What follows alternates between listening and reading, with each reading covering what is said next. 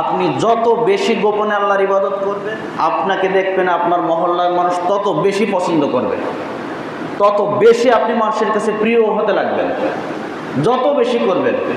আর যত বেশি আপনি গোপনে পাপ করবেন, আপনি মানুষের কাছে তত বেশি ঘৃণিত হতে থাকবেন।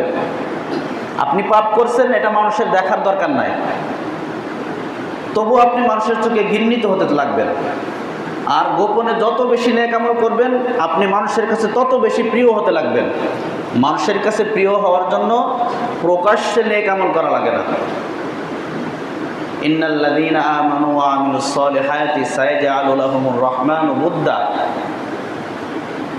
আল্লাহ সুবহানাহু ওয়া তাআলা বলেন, যারা ঈমান আনে নেক আমল করে অতি সত্ত্বে তারা মানুষের প্রিয় হয়ে ওঠে। সুবহানাল্লাহ বলেন।